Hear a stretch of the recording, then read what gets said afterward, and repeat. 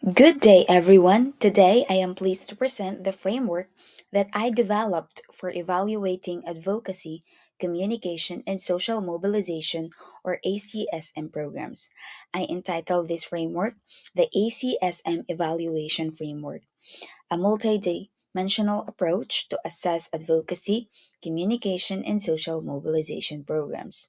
Throughout this course, I learned that ACSM programs are more than simply conducting awareness campaigns or organizing community activities.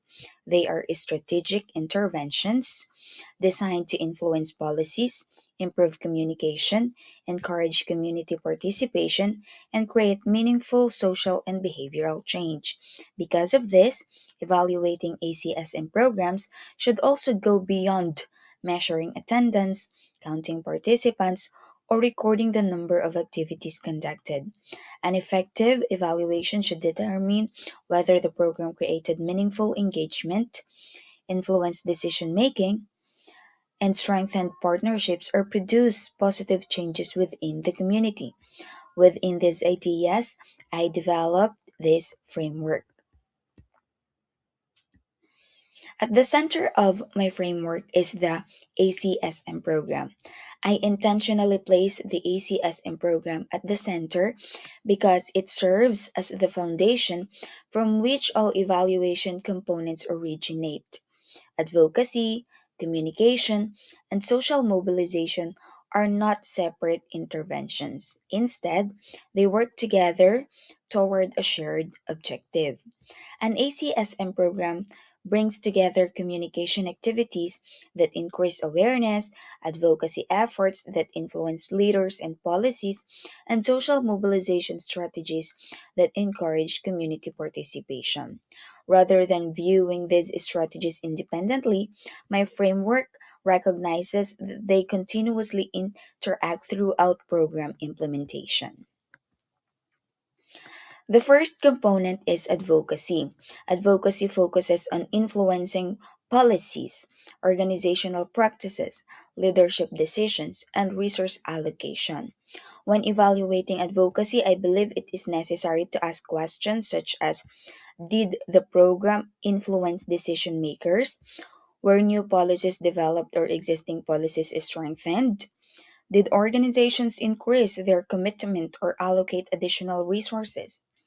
These questions show whether advocacy has produced meaningful institutional change rather than simply raising awareness. This component is supported by the World Health Organization and by Maki et al., who described advocacy as an essential strategy for creating supportive environments for public health interventions. Now, the second component is communication. It is often the most visible part of an ACSM program because it delivers messages to different audiences. However, effective communication is not simply providing information. Throughout our course, I have learned that communication should promote dialogue rather than one way dissemination of messages. Therefore, when evaluating communication, I would examine questions such as: did the target audience understand the message? Did communication encourage participation? Were misconceptions corrected? Or did communication build trust among stakeholders? This is consistent with the diffusion of innovation theory of Rogers that explain communication facilitates the adoption of new ideas. Also, Freire emphasized that communication should empower people through dialogue rather than passive learning. Now, the third component is social mobilization. Unlike communication, it focuses on information exchange and it encourages people to become active participants in solving community problems. So, when I evaluate social mobilization, I would examine: did community members actively participate? Did partnerships increase? Did local organizations become involved? Did community ownership become stronger? And these components support the social mobilization framework of UNICEF, as well as the social cognitive theory of Bandura, because for them, behavior change is strongly influenced by social interaction and collective action. Now, the fourth component is the stakeholder engagement. And one lesson I gained throughout this course is that ACSM program become more sustainable when stakeholders are genuinely involved rather than simply informed. Well, I would ask questions to evaluate this component, like were stakeholders involved in planning? Were their opinions considered? Did collaboration improve throughout implementation? Or were partnerships maintained after the project? According to stakeholder theory of Freeman, organizations achieve better outcomes when they create value for all stakeholders rather than focusing on a group. Now, the fifth one is monitoring and evaluation, and this component determines whether the ACSM program achieved its intended outcomes.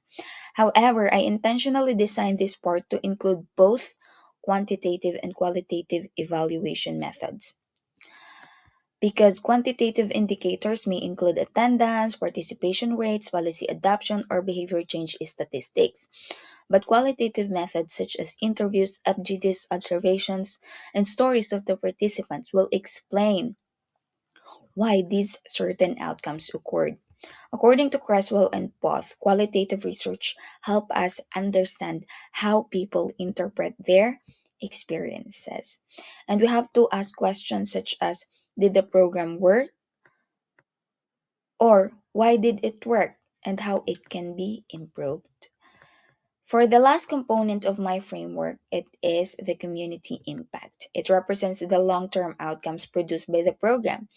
And unlike outputs which measure activities completed, community impact focuses on meaningful changes experienced by the community. This aligns with the World Health Organization's perspective that successful advocacy and communication strategies should contribute to sustainable improvements in public health and community development. As a faculty member of Mindoro State University, this program is especially meaningful to me because I have personally participated in outreach and extension activities for our Mangyan communities here in the province of Oriental Mindoro. And through these experiences, I realized that meaningful development is not simply about providing assistance.